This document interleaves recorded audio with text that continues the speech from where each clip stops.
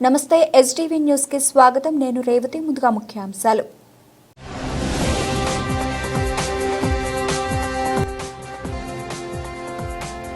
విజయవాడ నగర అభివృద్ధిలో ముస్లిం సోదరుల పాత్ర ఎంతో ఉంది తెలిపిన విజయవాడ ఎంపీ కేశినేని శివనాథ్.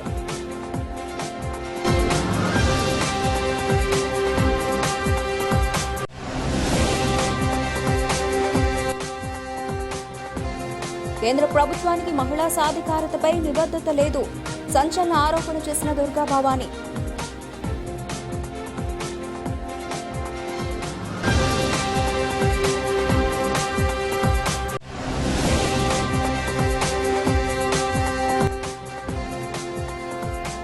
డిఎస్సీలో ప్రత్యేక ఉపాధ్యాయ పోస్టులను భర్తీ చేయాలి ఆంధ్రప్రదేశ్ నిరుద్యోగ ప్రత్యేక ఉపాధ్యాయ వేదిక నేతలు డిమాండ్.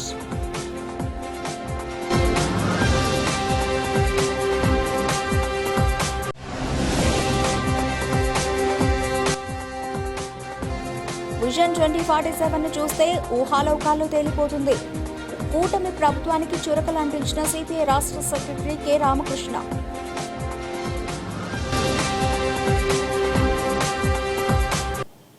విజయవాడ నగర అభివృద్ధిలో ముస్లిం సోదరుల పాత్ర ఎంతో ఉందని విజయవాడ ఎంపీ కేశినేని శివనాథ్ అన్నారు. ముస్లిం సోదరులకి నీతి నిజాయితీతో పాటు మాట మీద నిలబడ్డం అలవాటు అని కొనియాడారు. నగరంలోని లబ్బీపేట ప్రాంతంలో షేహరిత్ జమాయితే ఆధ్వర్యంలో నిర్మిస్తున్న మసీద్ శంకుస్థాపన కార్యక్రమానికి ముఖ్య అతిథులుగా విజయవాడ ఎంపీ కేశినేని శివనాథ్, తూర్పు ఎమ్మెల్యే గద్దె రామ్మోహన్ రావులు పాల్గొన్నారు. ముస్లిం సంప్రదాయ పద్ధతిలో శంకుస్థాపన కార్యక్రమాన్ని ఘనంగా నిర్వహించారు. అనంతరం ఎంపీ కేశినేని శివనాథ్ మాట్లాడుతూ షేహరిత్ జమాయితే ఆధ్వర్యంలో మసీద్ నిర్మాణం శంకుస్థాపన కార్యక్రమంలో పాల్గొనడం సంతోషంగా ఉందన్నారు. ఖురాన్ గ్రంథం మంచి మానవత్వంతో పాటు సహనం బోధిస్తుందని పేర్కొన్నారు. విజయవాడ నగర అభివృద్ధిలో ముస్లిం సోదరుల పాత్ర ఎంతో ఉందన్నారు. ముస్లిం సోదరులకి నీతి నిజాయితీతో పాటు మాట మీద నిలబడ్డం అలవాటు అని కొనియాడారు. ముస్లిం సోదరులకు అన్ని విధాలుగా అండగా ఉంటామని ఎంపీ కేశినేని శివనాథ్ తెలిపారు. అనంతరం ఎమ్మెల్యే తూర్పు నియోజకవర్గ ఎమ్మెల్యే గద్దె రామ్మోహన్ మాట్లాడుతూ ముస్లిం సోదరులకు ఎక్కడా తన అవసరం ఉన్నా ఎంపీ పనిచేసేందుకు ముందుంటారని ఎమ్మెల్యే గద్దె రామ్మోహన్ అన్నారు. సమాజంలో మంచిని పెంచే ప్రదేశం మసీద్. అటువంటి మసీద్ శంకుస్థాపన కార్యక్రమంలో పాల్గొనడం అదృష్టంగా భావిస్తున్నామని గద్దె రామ్మోహన్ తెలిపారు. దేవుడు ఉండే పవిత్రమైన ప్రదేశం మసీదు అని, అలాంటి మసీదు శంకుస్థాపన కార్యక్రమంలో పాల్గొనే అవకాశం కల్పించిన ముస్లిం సోదరులకు కృతజ్ఞతలు తెలియజేస్తున్నట్లు గద్దె రామ్మోహన్ స్పష్టం చేశారు. జమాతే అహ్లే హదీస్ వారి ఆధ్వర్యంలో మసీద్ ప్రారంభోత్సవం చాలా పవిత్రమైన కార్యక్రమం. ఆ కార్యక్రమానికి నేను, మా ఎమ్మెల్యే గద్దె రామ్మోహన్ రావు అందరి ముస్లిం సోదరులతో కలిసి పాలు పంచుకోవడం చాలా ఆనందంగా ఉంది.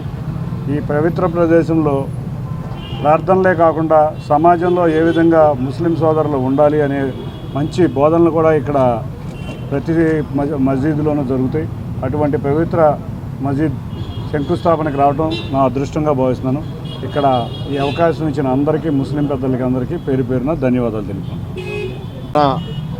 అల్లా నిలయం మసీద్ అంటే దేవుడు నిలయం. ఆ పవిత్రమైన స్థలంలోకి వెళ్ళి నమాజ్ చేయటం కానివ్వండి, దేవుడి గురించి, అల్లా చేసే పనుల గురించి, చేయమన్న పనుల గురించి చర్చించుకోవడం కానివ్వండి, ఖురాన్ పట్టణం కానివ్వండి, ఇవన్నీ కూడా జరిగే స్థలానికి ఈ రోజున శంకుస్థాపన చేసుకోవడం జరిగింది. దానిలో అంతటి పవిత్రమైన నిర్మాణానికి శంకుస్థాపన కార్యక్రమంలో పాల్గొనే మహద్భాగ్యం మాకు కలిగించిన ఆ అల్లాకి, అదేవిధంగా ఇక్కడ దీని సంఘస్థులందరూ వాళ్ళందరూ కూడా మనస్ఫూర్తిగా మా యొక్క కృతజ్ఞతలు తెలియజేస్తున్నాం. కేంద్ర ప్రభుత్వానికి మహిళా సాధికారతపై భద్రత లేదని దుర్గా భవానీ ఆరోపించారు. బీజేపీ ఎన్నికలకు ముందు మహిళా సమస్యలను తెరపైకి తీసుకొస్తున్నారని ఏపీ మహిళా సమైక్య దుర్గా భవానీ అన్నారు. ఇప్పటి వరకు మహిళలకు 33% రిజర్వేషన్ ఎందుకు అమలు చేయలేకపోతున్నారని అన్నారు.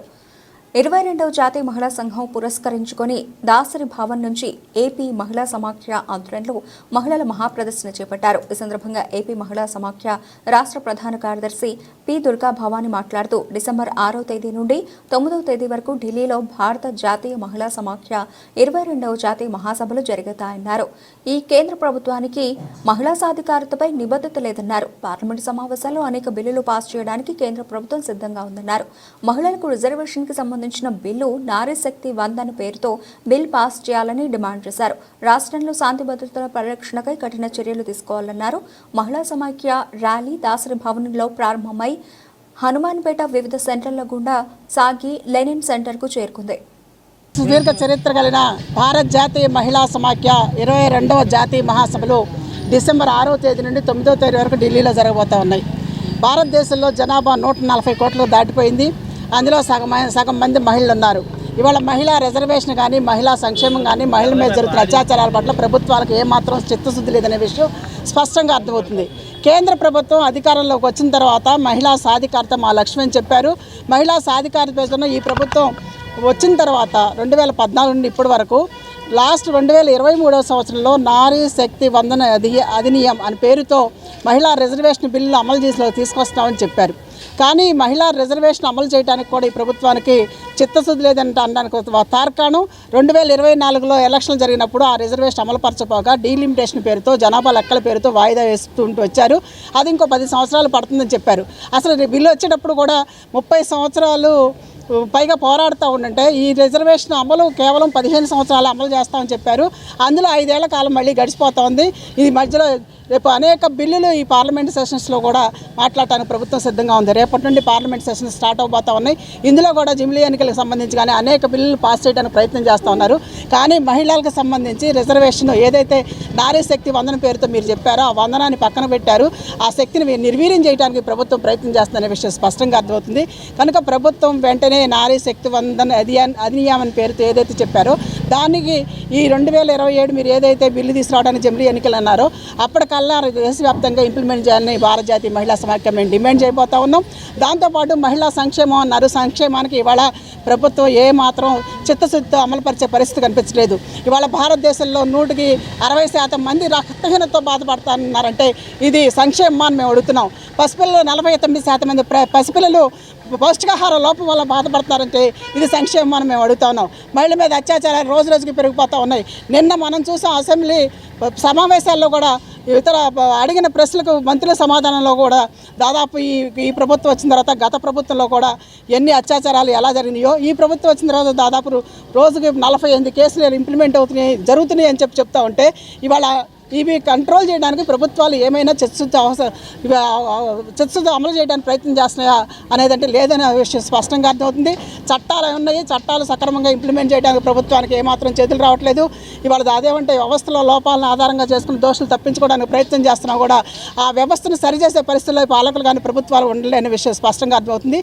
దీని మీద భారత జాతీయ మహిళా సమాఖ్య ఆధ్వర్యంలో ఆంధ్రప్రదేశ్ మహిళా సమాఖ్య ఆధ్వర్యంలో రాబోయే కాలంలో మహిళలకు సంబంధించిన సాధికారత అయితే ఏది ఉందో కుటుంబ సమాజ ఆర్థిక రాజకీయ రంగాల్లో మహిళలకు సమాన ప్రాతినిధ్యం కల్పించే విధంగా ప్రభుత్వాలు చిత్తశుద్ధి వ్యవహరించాలని దానికి తగ్గట్టు నిర్ణయాలు తీసుకోవాలని అవి ఖచ్చితంగా ఇంప్లిమెంట్ చేయాలని చెప్పేసి భారత జాతీయ మహిళా సమాఖ్య ఆంధ్రప్రదేశ్ మహిళా సమాఖ్యలు ఆధ్వర్యంలో పోరాటానికి సమాయత్తమవుతున్నాం. దాంతోపాటు వాళ్ళ మతత్వ ధోరణితో మహిళలను మరింత కించపరిచే విధంగా విజాతి పౌరులుగా చూసే విధంగా మతం పేరుతో మహిళలను వంటింటి కుందేలు చేసే పరిస్థితుల్లో ప్రభుత్వాలు ప్రయత్నం చేస్తున్న నేపథ్యాన్ని నిరసిస్తూ కూడా పెద్ద ఎత్తున పోరాటానికి మహిళా సమాఖ్య సమాయత్తమవుతుంది. దానిలో భాగంగానే భారతదేశ వ్యాప్తంగా ఇవాళ అందరికీ మహిళా సాధికారతను ఇంప్లిమెంట్ చేయాలని చెప్పి దాంతోపాటు మహిళా రిజర్వేషన్ ఏదైతే చెప్పారో దాన్ని తక్షణం ఇంప్లిమెంట్ చేయాలని చెప్పి భారతదేశంలో ఉన్న అందరు ఎంపీలకు కూడా ఇప్పటికే మెమోరాండాలు ఇచ్చాం. రేపు పార్లమెంట్ సెషన్లో కూడా దాని గురించి ప్రస్తావన చేయమని చెప్పేసి చెప్పడం కూడా జరిగింది. దీని మీద కనుక ప్రభుత్వాలు కనుక సరైన నిర్ణయం ఈ పార్లమెంట్ సెషన్లో చేయకపోతే పెద్ద ఎత్తున మహిళా సమాఖ్య ఆందోళనకి సిద్ధమవుతోంది. డిఎస్సీలో ప్రత్యేక ఉపాధ్యాయ పోస్టులను భర్తీ చేయాలని ఆంధ్రప్రదేశ్ నిరుద్యోగ ప్రత్యేక ఉపాధ్యాయ వేదిక నేతలు డిమాండ్ చేశారు. రాష్ట్రంలో 76,000 మందికి CWSN పిల్లలకు 15,000 మందికి తక్షణమే న్యాయం చేయాలన్నారు. డిఎస్సీలో ప్రత్యేక ఉపాధ్యాయ పోస్టులను తక్షణమే భర్తీ చేయాలని డిమాండ్ చేస్తూ ఆంధ్రప్రదేశ్ నిరుద్యోగ ప్రత్యేక ఉపాధ్యాయ వేదిక ఆధ్వర్యంలో ధర్నా చౌక్లో నిరసన కార్యక్రమాన్ని నిర్వహించారు. ఈ దీక్షా శిబిరానికి MRPS వ్యవస్థాపక అధ్యక్షులు మానుకొండ శ్రీధర్ మాదిక దీక్షా శిబిరం వద్దకు ఉపాధ్యాయులకు తమ సంపూర్ణ మద్దతు తెలిపారు. ఈ సందర్భంగా ఆయన మాట్లాడుతూ ఖాళీగా ఉన్న ప్రత్యేక ఉపాధ్యాయ పోస్టులను ఎన్డీఏ కూటమి తక్షణమే భర్తీ చేయాలని డిమాండ్ చేశారు. ప్రత్యేక ఉపాధ్యాయుల భర్తీ వల్ల రాష్ట్ర ప్రభుత్వంపై ఆర్థిక పెనుభారం పడదన్నారు. ఈ ప్రత్యేక ఉపాధ్యాయులకు 60% జీతం కేంద్రం చెల్లిస్తుందని, మిగతా 40% మాత్రమే రాష్ట్ర ప్రభుత్వం ఇస్తుందన్నారు. ఈ ప్రత్యేక ఉపాధ్యాయులకు పోస్టులను భర్తీ చేస్తే CWSN పిల్లలకు న్యాయం జరుగుతుందన్నారు. CWSN పిల్లలకు ఈ ప్రత్యేక ఉపాధ్యాయులు విద్యను బోధించడం జరుగుతుందన్నారు. డిఎస్సిలో ప్రత్యేక ఉపాధ్యాయులు పోస్టులకు అవకాశం కల్పించాలని వారు డిమాండ్ చేశారు. వైసీపీ హయాంలో ప్రత్యేక ఉపాధ్యాయ పోస్టు రాష్ట్రంలో ఎక్కడా భర్తీ చేయలేదన్నారు. CWS పిల్లలను దృష్టిలో పెట్టుకుని వారు బంగారు భవిష్యత్తు కోసం ఈ ప్రత్యేక ఉపాధ్యాయుల పోస్టులను మెగా డిఎస్సిలో స్థానం కల్పించాలని శ్రీధర్ మాదిగ డిమాండ్ చేశారు. మానవతా దృక్పథంతో ఎన్డీఏ కూటమి రాష్ట్ర ముఖ్యమంత్రి, డిప్యూటీ సీఎం వెంటనే చర్యలు చేపట్టాలని కోరారు. అర్హత పొందినటువంటి ప్రత్యేకమైన టీచర్లు అంటే దివ్యాంగుల పిల్లలకు విద్యాబోధన చేసేటువంటి స్కీము గవర్నమెంట్ పెట్టింది. ఆ గవర్నమెంట్లో వీళ్ళకి ట్రైనింగ్ తీసుకున్నారు. ట్రైనింగ్ తీసుకున్న దాదాపుగా 60,000 మంది విద్యార్థులు ఉన్నారు దివ్యాంగులు. వాళ్ళందరికీ బోధన చేయడం కోసం వాళ్ళు కూడా టీచర్లు అవసరం. ఇది ప్రభుత్వానికి ప్రత్యేకమైనటువంటి ఆర్థిక బలం అవసరం లేదు. డిఎస్సిలో భాగంగానే అందులో కేంద్ర ప్రభుత్వం 60% వీళ్ళకి జీతాలు ఇస్తే 40% రాష్ట్ర ప్రభుత్వం పెట్టుకుంటే సరిపోతుంది. ఆ విధంగా రాష్ట్ర బడ్జెట్ని కూడా వీళ్ళ యొక్క ఉద్యోగాల భర్తీ వల్ల నష్టం కాదని చెప్పి తెలియజేస్తూ ఉన్నాం. అదేవిధంగా తక్షణమే స్పెషల్ డిఎస్సీలను కూడా వీళ్ళని కూడా తీసుకోవాలని చెప్పి డిమాండ్తో వీళ్ళు ఉన్నారు. చాలా ఏలైంది ఎలా లేదమ్మా పాస్ అయ్యి 13 సంవత్సరాలు అయింది. వీళ్ళందరూ కూడా ఉత్తీర్ణయ్యి 13 సంవత్సరాల కాలంలో గత ప్రభుత్వంలో ఇదే కూటమి ప్రభుత్వంలో ఉన్న ముఖ్యమంత్రి నారా చంద్రబాబు నాయుడు కొంతమందిని తీసుకోవడం జరిగింది. తర్వాత గవర్నమెంట్ అది ఎందుకు పనికి రాకుండా పట్టించుకోవడం స్థితిలో లేదు. ఇప్పుడు మళ్ళీ ప్రభుత్వం వచ్చింది, మాది మంచి ప్రభుత్వం అని మీరు చెప్పుకుంటున్నటువంటి మీరు ఈ స్పెషల్ టీచర్స్ని కూడా భర్తీ చేసి వీళ్ళకి తగు న్యాయం చేయడం ద్వారా అనేక మంది దివ్యాంగులకు భవిష్యత్తుని మీరు నిర్ణయించిన వాళ్ళు అవుతారని చెప్పి ఈ ప్రభుత్వాన్ని విన్నవించుకుంటున్నా. దయచేసి ఈ యొక్క మరి మిత్రుల ద్వారా, మీడియా మిత్రుల ద్వారా రావాలని కోరుకుంటున్నాం. అదే ప్రాథమిక విద్య 1:10, ఉన్నత విద్యలో 1:15 ఇలా మామూలుగా విద్యా హక్కుల చట్టంలోనే పొందుపరి. నా పేరు ఎం నాగసులోచనాదేవి అండి. నేను నంద్యాల డిస్టిక్ నుంచి వచ్చాను. నాకు ఒక దివ్యాంగులైన అబ్బాయి ఉన్నాడండి, కాగ్నిటివ్ డిలే అంటే మెంటల్ రిటార్డేషన్ అబ్బాయి ఉన్నాడు. మామూలుగా అయితే నాకు ఇలాంటి స్పెషల్ టీచర్ పోస్టులు ఉన్నాయని కూడా తెలియదండి. ఐఆర్టీ భవితర్ సెంటర్ వల్ల ఒక అతను హోమ్ బేస్డ్ ప్రోగ్రామ్కి వచ్చి అతను ఇలా స్పెషల్ టీచర్ పోస్టులు ఉన్నాయమ్మా, స్పెషల్ ఎడ్యుకేషన్ ఉంది, మీ బాబు దివ్యాంగుడు కాబట్టి మీ బాబు మీరు చదువుకొని బాబుకు న్యాయం చేస్తారన్న ఉద్దేశంతో అతని సలహా మేరకు నేను స్పెషల్ ఎడ్యుకేషన్ చేశానండి. మా అబ్బాయి చాలా సివియర్గా 90% డిజేబిలిటీ ఉన్న అబ్బాయిని, ఇక్కడ పక్కనే ఉన్నాడండి మా అబ్బాయి కూడా. ఇప్పుడు ఆ అబ్బాయిని మైల్డ్ అబ్బాయిగా మార్చుకున్నాను. ఒక పేరెంట్గా నేను స్పెషల్ టీచర్గా చేశాను. స్పెషల్ స్కిల్డ్కి ఉన్నాడు కాబట్టి ఆ అబ్బాయి కోసం నేను స్పెషల్ ఎడ్యుకేషన్ చేశాను. ఒక అబ్బాయి కోసం ఒక స్పెషల్ టీచర్గా చేసి మా అబ్బాయి 90% ఉన్న డిజేబిలిటీ అబ్బాయిని 20 మ్యాక్సిమం మైల్డ్గా చేసుకొచ్చుకున్నాను. అంటే ఒక వల్లనే ఇంతమంది న్యాయం జరిగింది. అంటే స్పెషల్ టీచర్లు వస్తే ప్రతి ఒక్క విలేజ్లో స్పెషల్ పిల్లలు చాలామంది ఉన్నారు, వాళ్ళకు కూడా న్యాయం జరుగుతుంది. అలాగే పిల్లల భవిష్యత్తు కూడా ఇబ్బంది వస్తుంది. అలాగే ఇప్పుడు నాకు 3 పిల్లలండి, 2 పిల్లలు చూస్తే అన్ని అవకాశాలు ఉన్నాయి స్కూళ్ళలో, కానీ ఈ అబ్బాయికి ఏ అవకాశాలు లేవండి. ఇప్పుడు మామూలుగా ఆర్టీ యాక్ట్ ప్రకారమైన ఏదైనా చెప్పిన సెక్షన్లు చెప్పినా కూడా సమాన అవకాశాలు అంటున్నాయి, కానీ సమాన అవకాశాలు ఎక్కడ ఇస్తున్నారండి? ఇప్పుడు డిజేబిలిటీ అబ్బాయికి సమాన అవకాశం ఇవ్వట్లేదు. నేను ఇప్పుడు ఈ అబ్బాయి నుంచి సఫర్ అవుతున్నాను. ఇదే ఒక స్కూల్లో ప్రతి ఒక్క స్కూల్లో ఒక స్పెషల్ టీచర్ ఉంటే నా అబ్బాయి కూడా అలాగే చదువుతాడు, ఆ అబ్బాయిలాగా యాక్టివిటీస్ అన్నీ చేసుకుంటాడు కదండి. కాబట్టి ప్రతి ఒక్క స్కూల్కి ఒక పేరెంట్గా అడుగుతున్నా, ఒక స్పెషల్ టీచర్గా అడుగుతున్నా, ఒక అబ్బాయిని ఇంతలా తీర్చిదిద్దుకున్నానంటే బికాజ్ ఆఫ్ స్పెషల్ ఎడ్యుకేషన్. నా ద్వారా కూడా ఇంకా 5 మెంబర్స్ చిల్డ్రన్స్ కూడా నేను బాగు చేస్తున్నానండి. ఎందుకంటే ఒక సోషల్గా వాళ్ళ పిల్లల బాధ తెలుసు నాకు ఎలా ఉంటుందో. ఒక పేరెంట్గా చెప్తున్నానండి, దయచేసి సార్ చంద్రబాబు నాయుడు సార్ గారు ఒక ప్రతి ఒక్క స్కూల్లో ఒక స్పెషల్ టీచర్ని పెడితే పిల్లల భవిష్యత్తు. నమస్కారం సార్, నా పేరు వెంకట నాయుడు. మేము విజయనగరం నుంచి రావడం జరిగింది. ఈరోజు కూటమి ప్రభుత్వం వచ్చిన వెంటనే మెగా డిఎస్సి సంతకం చేయడం చాలా శుభ పరిణామం. 16,347 పోస్టులను ప్రకటించడం జరిగింది. చాలా శుభపరిణామం సార్. మేము ప్రభుత్వానికి ధన్యవాదాలు తెలుసుకుంటున్నాం. ఇక్కడ కొసమెరుపు ఏంటంటే నార్మల్ చిల్డ్రన్ను పట్టించుకునే ప్రభుత్వం స్పెషల్ ఎడ్యుకేషన్ నీడెడ్ చిల్డ్రన్ కూడా పట్టించుకోవాల్సిన బాధ్యత కూడా ప్రభుత్వానిదే. ఈరోజు 16,347 పోస్టుల్లో స్పెషల్ ఎడ్యుకేషన్ టీచర్ పోస్టులు లేవనడం చాలా బాధాకరమైన విషయం. మొట్టమొదటిసారి ఆంధ్రప్రదేశ్ రాష్ట్రంలోనే 2019లో 602 పోస్టులకి స్పెషల్ ఎడ్యుకేషన్ టీచర్ పోస్టులని నోటిఫికేషన్ ఇవ్వడం జరిగింది. వాటిని భర్తీ చేయడం కూడా జరిగింది. అలాంటి రాష్ట్రంలో మొట్టమొదటిసారిగా ప్రకటించిన ప్రత్యేక ఉపాధ్యాయ పోస్టులు ప్రకటించిన ఈ ప్రభుత్వం ఈరోజు 16,000 పోస్టులు ప్రకటించినా సరే దానిలో ఒక్క స్పెషల్ ఎడ్యుకేషన్ టీచర్ పోస్ట్ కూడా లేకపోవడం చాలా బాధాకరమైన విషయం. ఈరోజు డిఎస్సిలో స్పెషల్ ఎడ్యుకేషన్ మనకు సుప్రీంకోర్టు ఆదేశాల ప్రకారం దాదాపు 6,800 పోస్టులు మంజూరు చేయవలసి ఉంది స్పెషల్ ఎడ్యుకేషన్ టీచర్స్ని. అలాగే మనకి రైట్ టు ఎడ్యుకేషన్ యాక్ట్ 2009 మనకి 2022 సెప్టెంబర్ 22 ఒక అమెండ్మెంట్ చేయడం జరిగింది సార్. దేశవ్యాప్తంగా అన్ని రాష్ట్రాల్లో అన్ని పాఠశాలల్లో ప్రతి 10 మంది ప్రాథమిక పాఠశాలలో ఉన్న విద్యార్థులకి ఒక స్పెషల్ ఎస్జిటిని, అలాగే ప్రతి ప్రాథమికోన్నత మరియు హై స్కూల్ పరిధిలో ఉన్న ప్రతి 15 మంది స్పెషల్ ఎడ్యుకేషన్ నీడెడ్ చిల్డ్రన్కి ఒక స్పెషల్ ఎస్ఏని మంజూరు చేయాలని చెప్పేసి ఒక యాక్ట్ని తీసుకురావడం జరిగింది. దాంతోపాటు ఆర్పిడబ్ల్యూడి యాక్ట్ 2016 ఇది కేవలం ప్రత్యేక అవసరాలు గల పిల్లలను నిర్దేశిస్తూ వాళ్ళకి గల అవసరాలను తీర్చాలనే ఉద్దేశంతో ఈ యాక్ట్ను కూడా తీసుకొచ్చి స్పెషల్ ఎడ్యుకేషన్ టీచర్ భర్తీ చేయాలని చెప్పడం జరిగింది. అయినా ఈరోజు ప్రకటించిన 16,347 పోస్టుల్లో ఒక్క స్పెషల్ ఎడ్యుకేషన్ పోస్టులు కూడా లేకపోవడం చాలా బాధాకరం. వీటికి ఫండింగ్ కూడా సెంట్రల్ గవర్నమెంట్ నుంచే మనకి అందించడం జరుగుతుంది. కానీ ప్రభుత్వంపై ఎటువంటి భారం విజన్ 2047ను చూస్తే ఊహాలోకాల్లో తేలిపోతుందని సిపిఐ రాష్ట్ర సెక్రటరీ కె రామకృష్ణ అన్నారు. పేదరికం లేని రాష్ట్రంగా ఉండాలని కోరుకోవడం మంచిది, కానీ అది ఏ విధంగా సాధ్యపడుతుందో సీఎం చంద్రబాబు నాయుడు చెప్పాలని ఆయన ప్రశ్నించారు. అదానీ అంబానీలకు ప్రజాసొత్తు దోచిపెడుతూ పేదరిక నిర్మూలన ఏ విధంగా సాధ్యం చేస్తారో చెప్పాలన్నారు.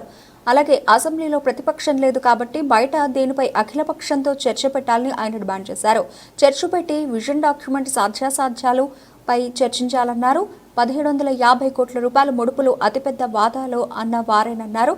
అప్పటి విద్యుత్ శాఖ మంత్రి కూడా చెప్పారు తనకు ఈ వ్యవహారంతో సంబంధం లేదన్నారు. 1,750 కోట్ల రూపాయలు రాష్ట్రంలో అప్పటి వైకాపా, కేంద్రంలో భాజపా ప్రభుత్వాలే రామకృష్ణ ఆరోపించారు. ఈ ముడుపుల వ్యవహారంలో సీఎం చంద్రబాబు నాయుడు ఎందుకు స్పందించడం లేదని ఆయన ప్రశ్నించారు. కెన్యా ప్రెసిడెంట్ ఆరోపణలు వచ్చిన తక్షణమే అదానీతో ఒప్పందాలు రద్దు చేసుకున్నట్లు ప్రకటించాలన్నారు. ఇక్కడ చంద్రబాబు అదానీ పేరు చెప్పడానికి భయపడుతున్నారన్నారు. తక్షణమే స్పందించి ఈ కుంభకోణంలో ఎవరు ఉన్నారో వారిని అరెస్ట్ చేయాలి, కఠిన చర్యలు తీసుకోవాలని ఆయన డిమాండ్ చేశారు. మిత్రులందరికీ నమస్కారాలు. నిన్న మన బడ్జెట్ సమావేశాలు, అసెంబ్లీ సమావేశాలు ఆఖరి రోజు.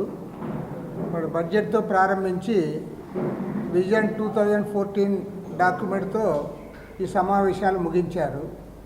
ఓకే, బడ్జెట్ గురించి అప్పుడే చెప్పాము. కానీ విజన్ డాక్యుమెంట్ ఏదైతే ఉందో 2047ది, ఇది స్వర్ణాంధ్ర 2047 ఏదైతే ఉందో అది చూస్తూ ఉంటే మరి చంద్రబాబు నాయుడు గారు ఈ రకంగా చెబితే ఎట్లా అని అందరికీ అనుమానం వస్తుంది. ఎందుకంటే ఎవరో చెప్పినారంటే వాళ్ళు ఏదో తెలిసో తెలియకో లేదంటే కొద్దిగా వేరు వేరు కారణాలతో వాళ్ళు చెప్పారని అనుకోవచ్చు. చంద్రబాబు గారు ఇంత చెప్పాడు, ముఖ్యంగా ఆర్థిక విషయాలంటే సహజంగా ప్రజలందరూ కూడా సీరియస్గా తీసుకుంటారు. ఈ విజన్ 2047 ఈ నిజంగా దీంట్లో ఆయన చెప్పింది చూస్తే అంతా ఊహాలోకంలో తేలిపోతున్నట్లు ఉంటుంది. యాక్చువల్గా మన పర్ క్యాపిటల్ ఇన్కమ్ $3,200 ఇప్పుడు ఉందని చెప్తే నీకు 2047 వచ్చేలోగా అంటే 23 ఏళ్ల తర్వాత $42,000 ఉంటుందని చెప్పాడు. $42,000 అంటే అది ఏ రకంగా సాధ్యము? పైగా మన రూపాయి విలువ పడిపోతూ ఉంది, డాలర్ విలువ పెరుగుతూ ఉంది. ఒకప్పుడు ₹40 మనం చూసాము, ఇప్పుడు అప్పుడు $82. నేను 2047కి ఖచ్చితంగా చెప్తాను, అప్పుడు ఒక డాలర్కి 200 రూపీస్ మినిమం ఉంటుంది. అంటే ఏమి పర్ క్యాపిటల్ ఇన్కమ్ 84 లక్షల రూపాయలు ఉంటుందని చెప్పినాడు. అసలు ఏ రకంగా చూసినా ఇది సాధ్యమా? అందులో మళ్ళీ చంద్రబాబు గారు చెప్పడం భావ్యమా అని నేను అడుగుతా ఉన్నా. అదేవిధంగా ఎక్స్పోర్ట్స్ కూడా చెప్పాడు. 19.3 బిలియన్ డాలర్లు ఇప్పుడు ఉంది, దాన్ని ఏదో డబుల్ చేస్తామో ట్రిపుల్ చేస్తామంటే దానికి అర్థం ఉంది. ఒకేసారి 450 బిలియన్ డాలర్స్కి పెరుగుతుందని చెప్పాడు. మరి అది ఏ రకంగా పెరుగుతుందో దానికి ఆయన చెప్పాలి. ఏమన్నా పక్క రాష్ట్రాలతో అంత కొనుగోలు చేసి ఇక్కడి నుంచి ఎక్స్పోర్ట్ చేసి అదంతా కూడా మన రాష్ట్రంలో రాసుకుంటాడేమో తెలియదు. దీనికంటే విచిత్రమైనది ఏమంటే, పేదరికం లేని సమాజం నిర్మించాలని ఆశించడంలో కోరుకోవడంలో తప్పులేదు, కానీ అసలు ఈ డిస్పారిటీస్ అంతరాలన్నీ తగ్గిస్తాము అని చెప్తా ఉన్నాడంటే నాకు అర్థమే కాలే. మరి చంద్రబాబు నాయుడు గారు చూసి అవుతున్నాడా, లేకపోతే ఊరికి ఆయన రాత్రి కల్లోకి వస్తే చెప్తా ఉన్నాడో ఏమో తెలియదు. మీరు సీఎంగా 95 నుంచి ఉన్నారు. రాష్ట్రంలో కానీ దేశంలో కానీ ఆర్థిక అంతరాలు తగ్గాయా పెరిగాయా? లేదు, ఎన్డీఏ గవర్నమెంట్ 10 ఏళ్ల కాలంలో ఉంది. భారతదేశంలో లేదా మన రాష్ట్రంలో ప్రజల మధ్య డిస్పారిటీస్ పెరిగాయి తప్ప తగ్గలేదు. పైగా మీరు అంబానీలకు అదానీలకు ఎక్కడికెక్కడ పబ్లిక్ ప్రాపర్టీస్ అని దోచిపెడుతూ వాళ్ళని కుబేర్లు చేసి మళ్ళీ పైగా ప్రజల్ని మభ్యపెట్టడానికి ఈ అంతరాలను తగ్గించాము అని అంటే ఎవరి చెవిలో పూలు పెట్టడానికి మీరు ఎంత చెప్తున్నారు నాకు అర్థం కాదు. రాష్ట్రంలో బాలల పరిరక్షణకై ఎన్జీఓల పాత్ర అభినందనీయమని నవజీవన్ బాలభవన్ డైరెక్టర్ ఫాదర్ నీలం రత్నకుమార్ తెలిపారు. నగరంలోని నవజీవన్ బాలభవన్లో బాలల సంరక్షణకై సదస్సు నిర్వహించారు. ఈ సందర్భంగా ఒక డాక్యుమెంటరీ ప్రదర్శించారు. ఈ డాక్యుమెంటరీ ఉద్దేశాన్ని సదస్సుకు హాజరైన ఎన్జీఓలకు విశ్లేషణ ఇచ్చారు. బాలభవన్ నిర్వాహకులు ఫాదర్ రత్నకుమార్ జ్యోతిలు మాట్లాడుతూ బాలల సమస్యలు, బాధలు, హక్కులపై ఎన్జీఓలకు వివరించడం జరిగిందని, వారి హక్కుల పరిరక్షణకై ఎలాంటి చర్యలు తీసుకోవాలో సదస్సులో చర్చించడం జరిగిందన్నారు. హోమ్ లింక్ డిజిటల్ యాప్ను ఆవిష్కరించడం జరిగిందని, బాలలు వారి అభివృద్ధికి దోహదపడుతుందని తెలిపారు.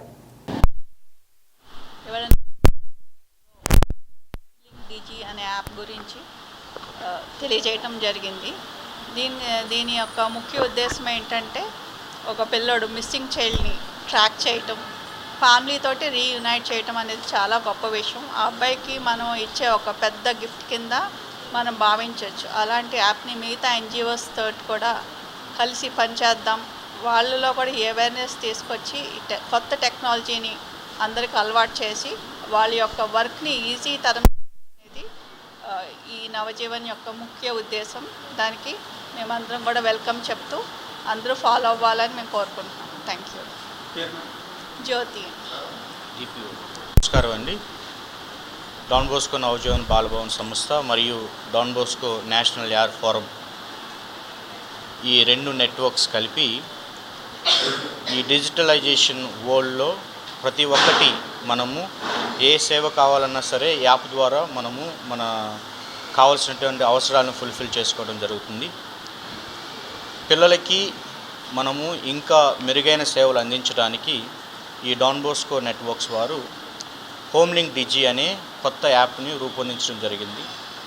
దీని ద్వారా పిల్లలు ఎవరైనా సరే చైల్డ్ కేర్ ఇన్స్టిట్యూట్స్కి వచ్చి దాని తర్వాత వేరే హోమ్స్కి వెళ్తే డీటెయిల్స్ మాన్యువల్గా ఎంటర్ కాకుండా ఈ యాప్ ద్వారా ఎంటర్ చేసినప్పుడు జస్ట్ ఒక ఫింగర్ ప్రింట్ ద్వారా ఈ డీటెయిల్స్ అన్నిటినీ వేరే హోమ్స్లో వారు తిరిగి పొందవచ్చు.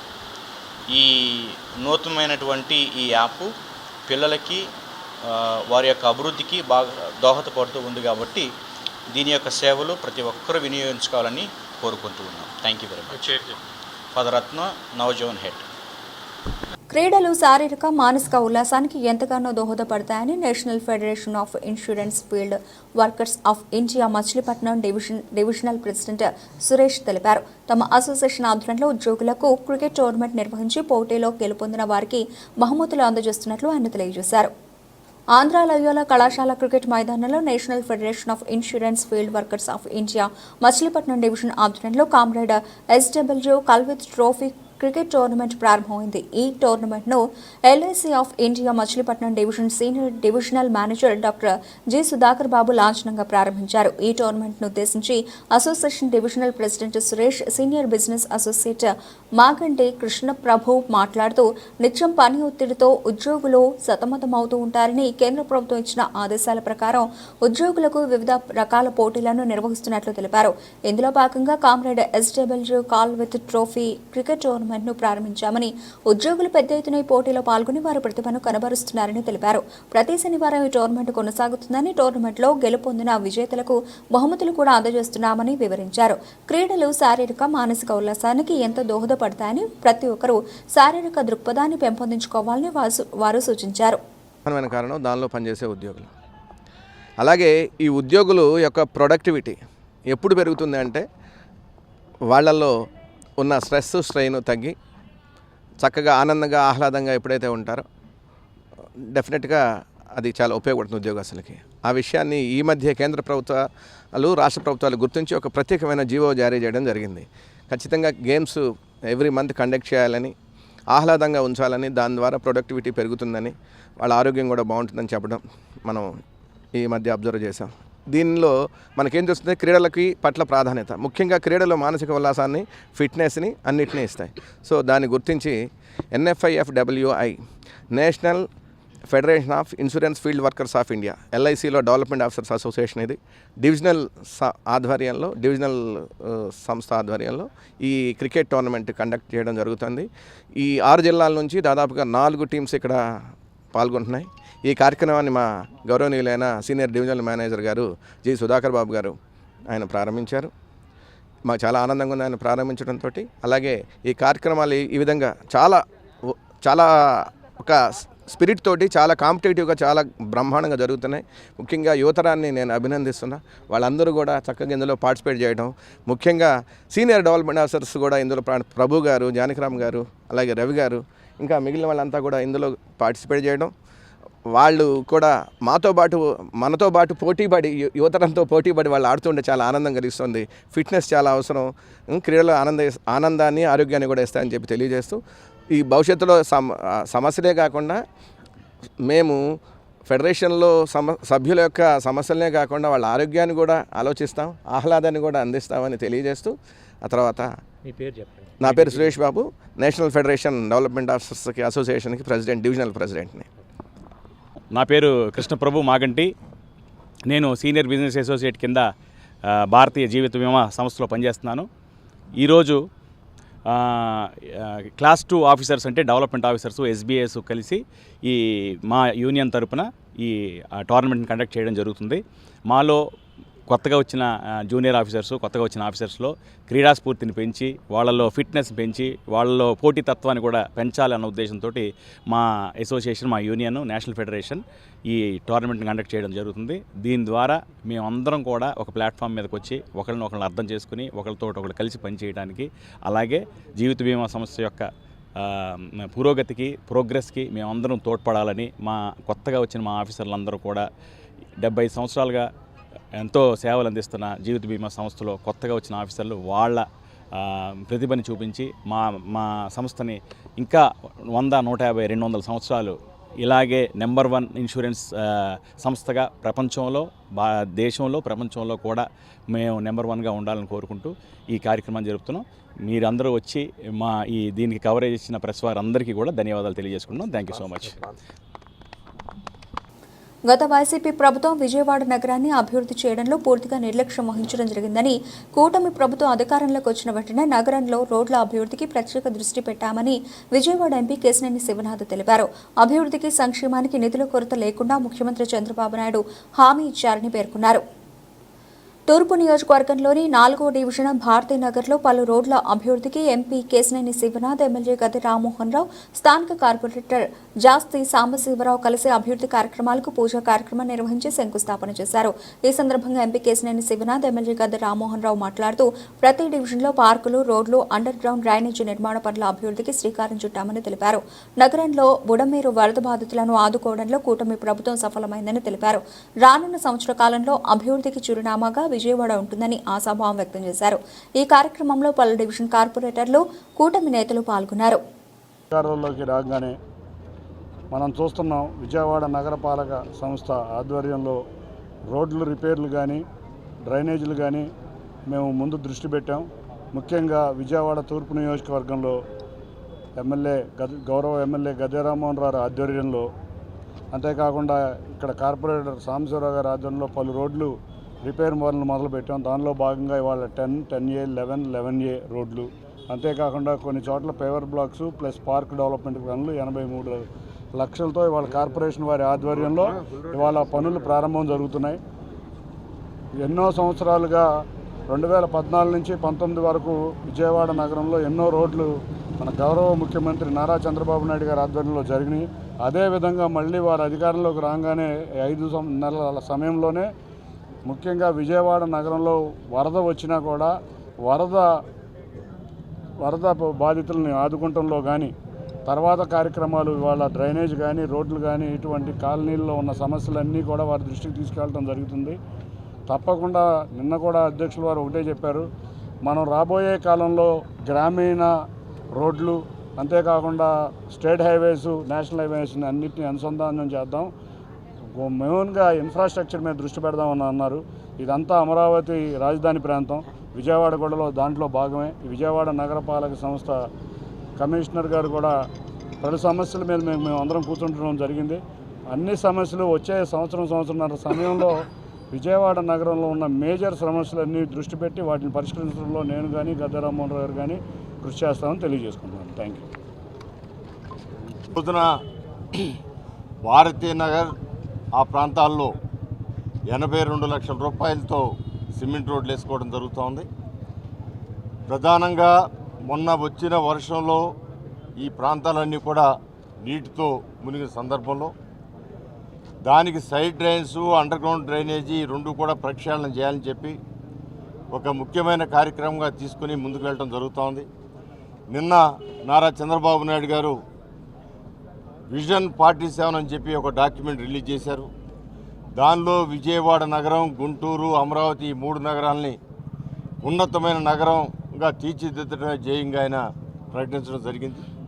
అంతేకాదు దీనిలో ఎక్కడ అవసరం ఉన్న నిధులు అనేవి కొరత లేదు, అభివృద్ధికి సంక్షేమానికి కూడా కొరత లేదు. ఈ రెండింటి కూడా నిధులు చాలా ఇబ్బందులున్నా ఈ రెండింటిని 2 కళ్ళగా మనిషికి కళ్ళు ఎంత అవసరమో ఆ విధంగా రెండింటిని సమాన దృష్టితో ముందుకు తీసుకెళ్ళడానికి ఆయన చేసే ప్రయత్నానికి అందరినీ సహకరించమని కోరుతా ఉన్నారు. ఇవాళ విజన్ 47 అంటే మీరు ఒకసారి చూసుకుంటే ఆయన ముఖ్యమంత్రి అయిన తొలి రోజుల్లో విజన్ 2020 అని చెప్తే అప్పుడు ఎవరికి అర్థం కాల. కానీ అదే 2020కి హైదరాబాద్ నగరం ఏ విధంగా డెవలప్ అయిందో ఒకసారి ఆలోచన చేసుకోవాల్సింది. ఆ రోజున విజన్ 2020 హైదరాబాద్ నగరం అని చెప్పారు ఆయన. హైదరాబాద్ నగరం మీద దృష్టి పెట్టి విశ్వవ్యాప్తంగా నగరంగా చేసి లక్షలాది మంది పిల్లలు అక్కడ ఉద్యోగాలు చేస్తున్నారంటే అది నారా చంద్రబాబు నాయుడు గారు చేసిన విత్తనాలు. అదే స్థాయిలో ఇవాళ మహానగరంగా తీర్చిదిద్దడానికి విజయవాడ, గుంటూరు, అమరావతి 3 మహానగరంగా తీర్చిదిద్దడానికి అనేకమైన కార్యక్రమాలు ఆయన ప్లాన్లో ఉన్నాయి.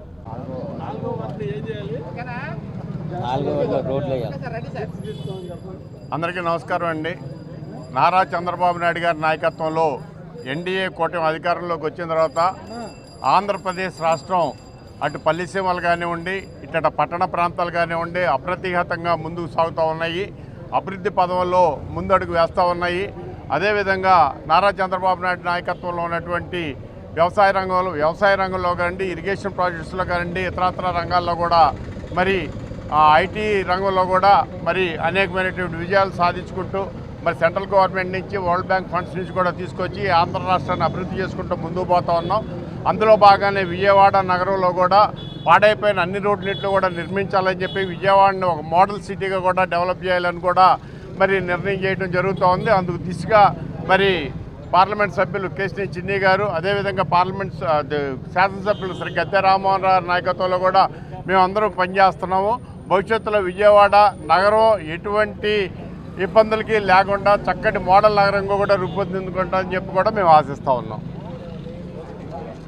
Andhra Pradesh chamber of commerce and industry federation ఆధ్వర్యంలో ఈ నెల 29వ తేదీ నుంచి 3 రోజుల పాటు ఎస్ఎస్ కన్వెన్షన్ సెంటర్లో బిజినెస్ ఎక్స్పో నిర్వహిస్తున్నట్లు ఫెడరేషన్ అధ్యక్షులు భాస్కర్ రావు తెలిపారు. రాష్ట్ర ముఖ్యమంత్రి చంద్రబాబు బిజినెస్ ఎక్స్పోను లాంఛనంగా ప్రారంభిస్తారని తెలియజేశారు. మందర్ రోడ్లోని Andhra chamber of commerce and industry కార్యాలయంలో ఏర్పాటు చేసిన విలేకరుల సమావేశంలో ఫెడరేషన్ అధ్యక్ష ప్రధాన కార్యదర్శులు భాస్కర్ రావు, ముద్దవరపు మురళీకృష్ణ బిజినెస్ ఎక్స్పోకు సంబంధించిన వివరాలను వెల్లడించారు.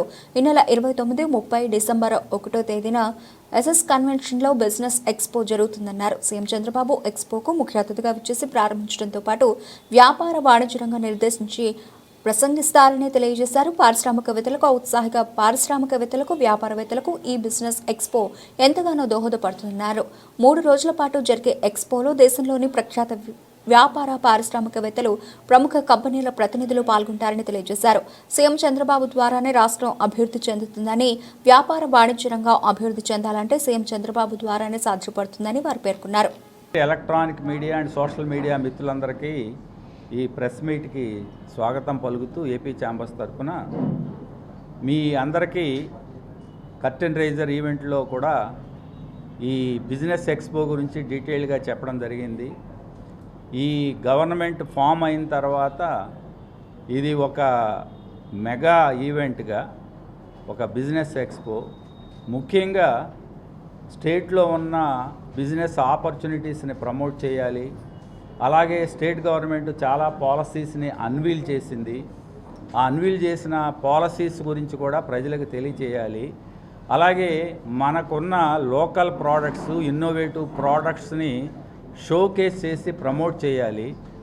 మన స్టేట్ ఓవరాల్గా స్టేట్కు ఉన్న అడ్వాంటేజెస్, ఇండస్ట్రీ డెవలప్మెంట్కు ఉన్న అవకాశాలు, బిజినెస్ డెవలప్మెంట్కు ఉన్న అవకాశాలని షోకేస్ చేయాలనే ఉద్దేశంతో ఏపీ ఛాంబర్స్ మొట్టమొదటిసారిగా ఈ మెగా బిజినెస్ ఎక్స్పోని రేపు 29th నుంచి 1 డిసెంబర్ వరకు ఎస్ఎస్ కన్వెన్షన్ సెంటర్లో ఆర్గనైజ్ చేయడం జరిగింది. దానికి సంబంధించి ఔత్సాహిక పారిశ్రామికవేత్తలు కానీ, ఇప్పుడున్న ఇక్కడ ప్రస్తుతం ఎగ్జిస్టింగ్ పారిశ్రామికవేత్తలు కానీ, అలాగే ఇతర రాష్ట్రాల్లో ఉన్న ప్రముఖ బిజినెస్ పీపుల్ కూడా బ్రహ్మాండంగా రెస్పాండ్ అయ్యి చాలా ఓవర్వెల్మింగ్ రెస్పాన్స్ అనేది రావడం జరిగింది. గవర్నమెంట్ ప్రో ఫ్రెండ్లీ, అలాగే ఫ్రెండ్లీ ఇండస్ట్రీ పాలసీస్ తీసుకురావడంతో మేము అనుకున్న దానికన్నా ఎక్కువ రెస్పాన్స్ రావడం జరిగింది. దాదాపు 150 నుంచి 160 స్టాల్స్ని మేము ప్రపోజ్ చేసాము. అన్నీ కూడా కంప్లీట్ అయ్యి క్లోజ్ అయినాయి. అది కాకుండా విపరీతంగా కార్పొరేట్ వరల్డ్ నుంచి ఈ ఈవెంట్ని ప్రమోట్ చేస్తూ, సపోర్ట్ చేస్తూ, స్పాన్సర్షిప్ ఇవ్వటం, వాళ్ళు కూడా ఈ ఎక్స్పోలో పార్టిసిపేట్ చేయడానికి రావటం కూడా మాకు ఎంతో సంతోషకరంగా ఉంది. ముఖ్యంగా ఆ 3 రోజులు మార్నింగ్ 10 నుంచి ఈవినింగ్ 8 వరకు 3 days ఎక్స్పో అనేది జరుగుతుంది. ఈ ఎక్స్పో ఫస్ట్ టైం మేబీ విజయవాడలో ఇంతవరకు జరిగి ఉండదు. ఇందులో అన్నీ సమ్మిళితం చేశాం. ఒక్క ఎక్స్పో విజిటర్స్కి ఒక ఎక్స్పోని. ప్రెస్ మీట్కి విచ్చేసినటువంటి ప్రింట్ అండ్ ఎలక్ట్రానిక్ మీడియా, అట్లాగే సోషల్ మీడియా మిత్రులందరూ కూడా ఏపీ ఛాంబర్ తరఫున జనరల్ సెక్రటరీగా నేను అందరికీ స్వాగతం పలుకుతున్నాను. ఈ ప్రెస్ మీట్ ఏర్పాటు చేయడం ఒక ముఖ్య ఉద్దేశం ఏంటంటే, ప్రభుత్వం మారిన తర్వాత కొత్త పాలసీస్ అన్నీ అనౌన్స్ చేయడం జరిగింది. ఆ అనౌన్స్మెంట్స్ని బేస్ చేసుకుని రాష్ట్రంలోకి పెట్టుబడులు చాలా విరివిగా వస్తూ ఉన్నాయి. ఆ సిచ్యువేషన్ మనం రాష్ట్రంలో ఉన్న ఇతర పెట్టుబడిదారులకి, అలాగే ఇతర పారిశ్రామికవేత్తలందరికీ కూడా తెలియజేయాలంటే అందరినీ ఇక్కడ ఒక చోట సమావేశపరిచి వివిధ రంగాల మీద సెమినార్లు కండక్ట్ చేయటం, తర్వాత వాళ్ళు తయారు చేసే ఉత్పత్తుల మీద కూడా ఎగ్జిబిట్ చేయటం, దానికి ఒక వ్యాపారం డెవలప్ చేయడానికి కావాల్సినటువంటి సినారియో క్రియేట్ చేయడం కోసమే మేము చేస్తున్నాం. మొట్టమొదటిసారిగా ఏపీ ఛాంబర్స్ చాలా ప్రతిష్టాత్మకంగా తీసుకొని చేస్తూ ఉంది. సో మేమందరం ఏంటంటే, ఒకటే ప్రెసిడెంట్ గారు అన్ని చాలా వివరంగా చెప్పారు. మేము పాత్రికేయ మిత్రులందరినీ, అలాగే me print and electronic media మిత్రులందరినీ కూడా కోరేది ఏంటంటే, ఈ 3 రోజులు కూడా మాకు 29, 30 నవంబర్ అలాగే 1వ తేదీన, అంటే ఈ 3 రోజులు కూడా మేము చేస్తున్న ఈవెంట్ని, అలాగే వివిధ రంగాల నుంచి చాలా నిష్ణాతులైనటువంటి స్పీకర్లందరూ కూడా వచ్చి వివిధ రంగాలకు సంబంధించిన అవకాశాలు, దానికి అలాగే మన రాష్ట్రంలో ఉన్నటువంటి మౌలిక సదుపాయాలు ఏమున్నాయి అనే దాని మీద కూడా చాలా విస్తృతంగా చర్చ చేయడం జరుగుతుంది. దీనంతా కూడా మీరు మీడియా ద్వారా అందరికీ తెలియజేస్తే మనకి స్టేట్కి బూస్ట్ వస్తుంది. అట్లాగే మనకు పెట్టుబడులు, అలాగే పరిశ్రమలు, అలాగే ఎంప్లాయ్మెంట్ కూడా జనరేట్ అవ్వడానికి అవకాశం ఉంటుంది. అట్లాగే కొత్తగా తయారైన ప్రొడక్ట్లు, ఇన్నోవేటివ్ ప్రొడక్ట్స్ అన్నీ కూడా ఇక్కడ ఎగ్జిబిట్ చేయడానికి రాష్ట్రం నలుమూల నుంచే కాకుండా వివిధ రాష్ట్రాల నుంచి కూడా ఇక్కడికి వచ్చి ఎగ్జిబిట్ చేయడం జరుగుతుంది. సో మీ ప్రచారం ద్వారా నలుగురికి తెలిస్తే అందరూ ఎక్కువగా వచ్చి మేము చేసే కష్టానికి ఫలితం ఉంటుందని చెప్పేసి మీ అందరూ కూడా దీన్ని సహకరించి ఈ 3 రోజులు కూడా చాలా ప్రమోట్ చేయాల్సిందిగా మేము కోరుతున్నామండి. ముఖ్యంగా ప్రతిరోజు అందరికీ నమస్కారం అండి. భాస్కర్ రాజశేఖర్ గారు చాలా క్లియర్గా ఎక్స్పో గురించి ఎక్స్ప్లెయిన్ చేశారు. మా అందరి రిక్వెస్ట్ ఏంటంటే, మీ అందరికీ తెలిసిందే, చాలామంది దాదాపు 14 years నుంచి ఈ ప్రెస్లో చాలామంది చూస్తున్నారు. ఛాంబరు ఏ విధంగా ఈ స్టేట్ అభివృద్ధికి, ఇండస్ట్రీ అభివృద్ధికి తోడ్పడిందో మీ అందరూ చాలామంది తెలుసు. ఇప్పుడు మా ముఖ్య ఉద్దేశం కూడా ఎక్స్పో వలన ఇప్పుడు మరి చాలా కాలేజ్ స్టూడెంట్స్ కూడా ఇన్వైట్ చేస్తున్నారు. ఎక్స్పోలో పార్టిసిపేట్ చేసే వాళ్ళందరూ కూడా సక్సెస్ఫుల్ ఎంటర్ప్రెన్యూర్స్, సక్సెస్ఫుల్ ఇండస్ట్రీస్లో పార్టిసిపేట్ చేస్తున్నారు. కాబట్టి వాళ్ళందరూ ఒక ఇన్స్పిరేషన్ కొత్త వాళ్ళకు కూడా. ఈ 3 రోజుల్లో కనీసం కొన్ని వేల మంది వచ్చినప్పుడు వాళ్ళల్లో కొంతమంది అయినా కూడా కొత్త ఎంటర్ప్రెన్యూర్స్ అవుతారని. ఎందుకంటే ఎంటర్ప్రెన్యూర్ అవడానికి ఒక మోటివేషన్ అనమాట. ఎందుకంటే ఒక ఎంటర్ప్రెన్యూర్ అవ్వాలంటే వాడికి ఎన్నో డౌట్స్ ఉంటాయి. యాక్చువల్గా ఆ డౌట్స్కి ఏంటంటే ఒక సక్సెస్ఫుల్ ఎంటర్ప్రెన్యూర్ ఆల్రెడీ స్టాల్స్ పెట్టి వాళ్ళ ప్రొడక్ట్స్ ఎగ్జిబిట్ చేసి వాళ్ళ సక్సెస్ చూసినప్పుడు ఏమవుతుందంటే, ఆ సక్సెస్ చూసినప్పుడు కొంతమంది ఇన్స్పైర్ అవుతారు.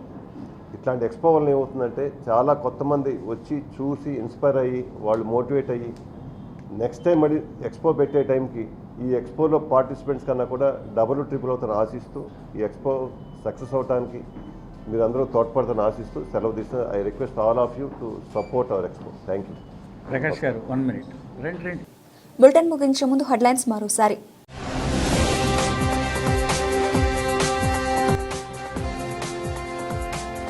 విజయవాడ నగర అభివృద్ధిలో ముస్లిం సోదరుల పాత్ర ఎంతో ఉంది తెలిపిన విజయవాడ ఎంపీ కేశినేని శివనాథ్.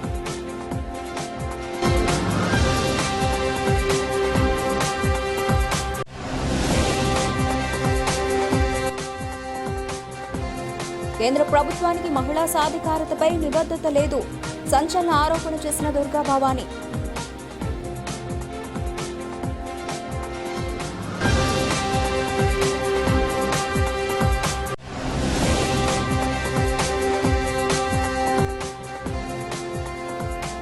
డిఎస్సీలో ప్రత్యేక ఉపాధ్యాయ పోస్టులను భర్తీ చేయాలి, ఆంధ్రప్రదేశ్ నిరుద్యోగ ప్రత్యేక ఉపాధ్యాయ వేదిక నేతలు డిమాండ్.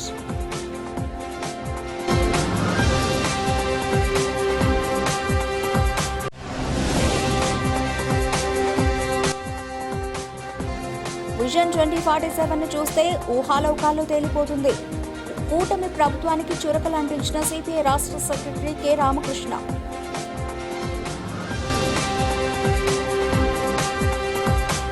ఇవి ఇప్పటివరకు నబిల్చిన అప్డేట్స్. మరిన్ని అప్డేట్స్తో మళ్ళీ కలుద్దాం. అంతవరకు సెలవు. నమస్తే.